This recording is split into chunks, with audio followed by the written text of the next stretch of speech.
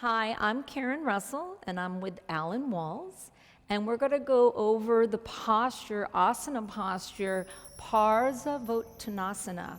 It's also known as pyramid or intense side stretch pose. So we're going to have Alan start facing this way. And Alan, can you move to the top of the mat just a little bit more? Yeah.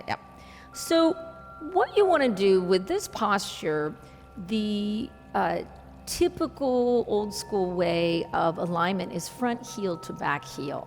But many people can't do that because it's like you're walking on a tightrope. So don't worry about that. Always widen your stance when you're first starting. So I'm having Alan start right now, more hip width apart.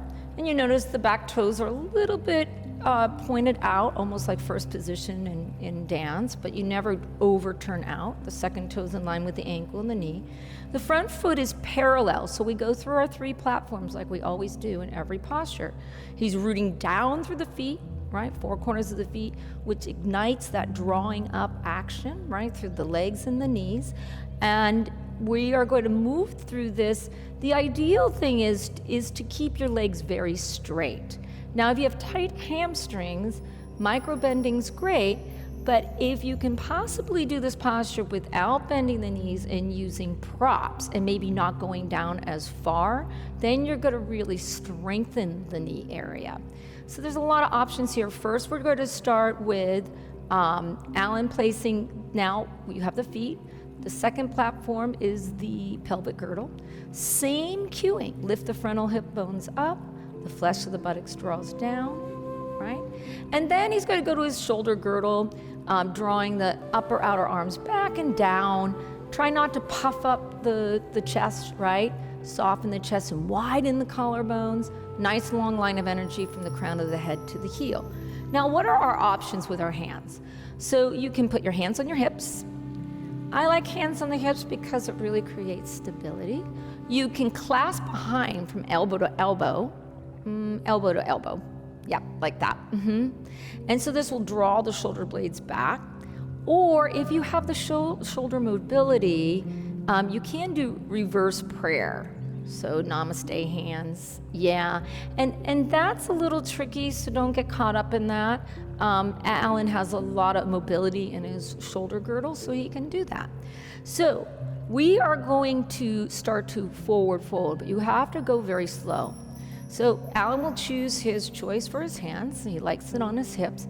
He's going to inhale, and as he exhales, I want him to slowly flat back, forward fold.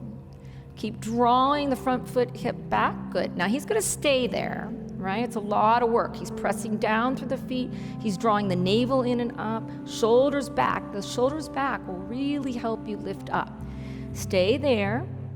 And now exhale, start to go further down. So the full pose is nose to knee, right? But what if you can't get there? What if you're a little wobbly? He has blocks on each side that he can actually reach for and use the blocks, right? So for him, the posture is pretty easy for him. He has a lot of flexibility in the back of the legs. So this is a huge hamstring stretch, right? Also, you're going upside down, right? So if you're a person that has a little bit problems with going upside down, then just start to just do flat back, right? Or if you have disc problems in your back. But this is a nice preparation for going upside down in inversions, right? So from here, I like to do a little bit of drilling to get the shoulders on the back. So you can inhale, flat back. And notice that when he came up flat back, it was through the action of the shoulder blades drawing back and the navel drawing in to lift the body up, right? He just didn't lift up. So you want to keep that in perspective. Exhale, forward fold. And he reaches out of the hips, right? So this is a wonderful posture. Once again, it will strengthen the feet and the ankles. It will also open up the back of the legs, the hamstrings. It will prepare you for inversions and also stimulates the abdominal organs, okay?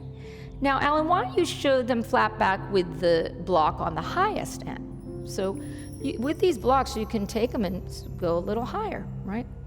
Now, remember when you're using your blocks, you want the blocks to be in line with your wrists and your shoulders, right? So the block needs to be part of that alignment, the stacking. Good. Notice his drishti, the final drishti point is that finishing look. He's not looking up or down, he's looking straight out. The ears are in line with the shoulders and the hips. Take another deep breath in, and then exhale. Now coming up, you want to root down through the front heel, back heel, place the hands on the hips, and come up using the navel. It's a lot of work, right? And then exhale, relax, Alan.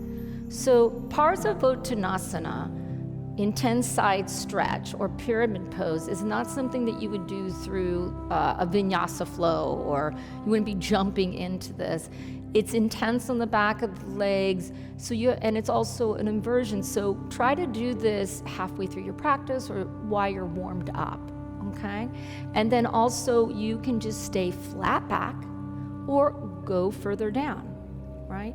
If you want to relax your head and neck while you're down, you can do that even if your nose doesn't touch your knees, which that doesn't always happen. So enjoy this posture, but make sure you come in and out of it correctly using the 3 platforms, really using the dynamics in the navel to the spine and the shoulders. Let the shoulders lift you up.